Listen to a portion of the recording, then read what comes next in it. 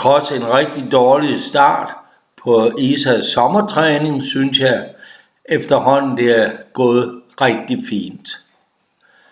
Løbetid har nok spillet en del ind, men mest af alt er strømmen mod for på fjeldet nok været et rigtig stort problem.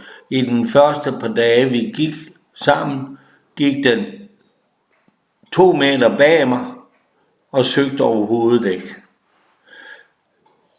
Jeg var godt klar over, at det var fordi den havde fået strøm, men valgte egentlig at beholde GPS'en på. Det har jeg så ikke nu, men det gjorde jeg dengang, fordi hun skulle gerne kunne løbe med GPS. Og det er hun også kommet til. Og nu går den rigtig dejligt, efter min mening. Her er vi ude på en kæmpestor frøgræsmark, som hun jo søger af i et flot revieringssø. Det er virkelig en perle at gå med, og det er jo ikke nødvendigt at sige et ord til hende. Det gør jeg ikke tværs over den mark, hvor hun cirka går 100 meter ud til hver side, og jeg synes er meget passende, og hele tiden vender korrekt op mod vinden. Det er en ren fornøjelse, men den måde Isa har opført sig efter at hun er blevet strømmet, viser også, at hun ikke tåler alting, så man skal være vældig varsom. Og alt hvad det hedder strøm, det tror jeg er et 4 år. Det kan hun ikke tåle, i hvert fald ikke i den alder. Hun er meget nem at gå med, så derfor er det heller ikke noget større problem. Det kører stort set af sig selv.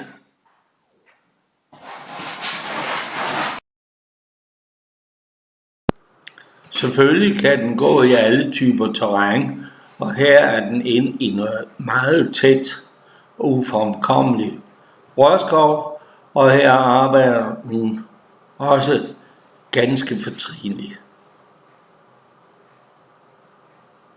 Hun er jo en ivrig hund og kører i et højt tempo. Det gør hun altid. Men hun er stadigvæk en god hund til at finde fugl. I mit hoved er den jo simpelthen som en engelsætter skal være. Det der er lidt værre, det er at få filmet fuglesituationerne. Her finder vi den i stand. Og da jeg ved, at fasaner og ærehøns løber meget, især fasaner som der er herinde, så skynder jeg mig at komme hen og give rejseordre. Og den springer fint ind i rørene. Op kommer den fasan, men han nåede ikke at filme den. Hun havde travlt med at filme mig og hun, åbenbart. Men Isa forholder sig roligt og går videre. Og så kommer vi op langs vejen, hvor den hurtigt får stand igen.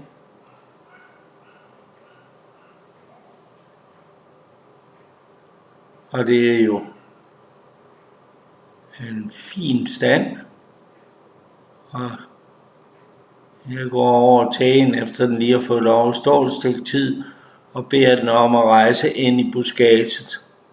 Men det sker jo nøjagtigt det samme.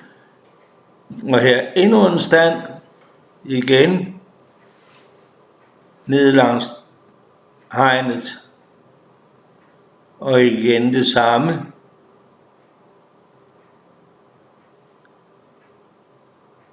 Isa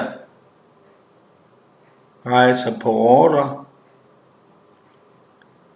helt som den skal, og det skal man jo passe på med at bevare.